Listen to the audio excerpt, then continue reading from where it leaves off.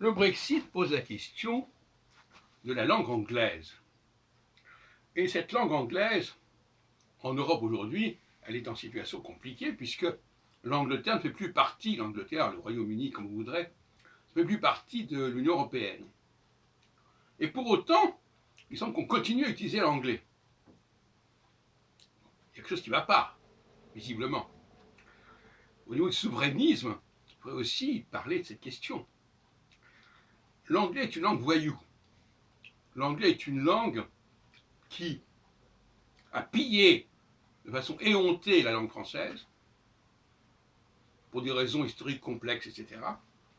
Et je vous donnerai un exemple significatif à propos des prénoms. Comment s'appelle le prince de Galles aujourd'hui? Charles. Comment ça s'écrit Charles? C-H-A-R-L-E-S, exactement comme en français. Alors qu'en allemand, on dit Karl avec un K. En italien, on dit Carlo, etc. Et les Anglais, ils prennent exactement la forme française. Vous me direz, ah, c'est peut-être les Français qui ont pris la forme. Non, il ne faudrait pas se moquer du monde. Donc, le fameux Charles Ier, qui est mort à l'échafaud en 1649, eh bien, il s'appelle Charles. Donc, simplement un symbole. Mais pour vous dire que dans tant de cas, l'anglais se contente purement et simplement de prendre les mots français et de les récupérer et les utiliser dans un autre contexte de prononciation, etc. Mais ce sont les mêmes mots qui sont employés dans un nombre inimaginable et même presque incalculable de cas. Je l'ai déjà dit plusieurs reprises, mais la question qui se pose, c'est qu'est-ce qu'il faut faire?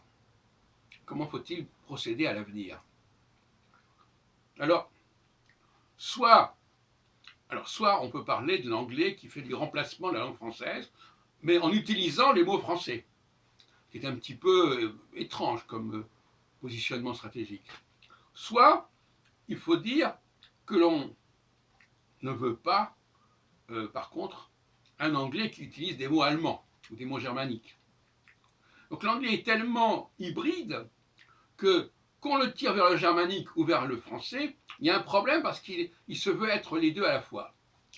Et il faut mettre fin à cette situation pour des raisons purement techniques, parce que pour moi la langue est un problème technique.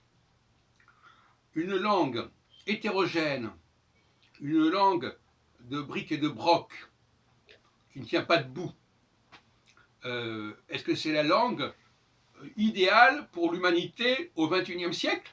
Je ne crois pas. C'est une langue bâtarde. Alors vous me direz, oui, mais effectivement, peut-être que ça correspond à notre époque, parce que notre époque est bâtarde. C'est un point de vue. L'hétérogénéité de la langue anglaise, au fond, correspond bien à aux sociétés hétérogènes dans lesquelles nous vivons. C'est un point de vue. Comme je ne vais pas me faire je ne vais pas répéter ce que disait Emmanuel Todd il y a quelques jours. Ah ben oui, il y a une hétérogénéité de la société française. Ah ben oui, ben c'est comme ça, il n'y a rien à y faire, c'est un fait accompli. Eh bien je suis désolé, moi je n'accepte pas les faits accomplis. Et ma devise c'est, il faut restaurer la cohérence des choses, et non pas instaurer des structures complètement utopiques et vaseuses.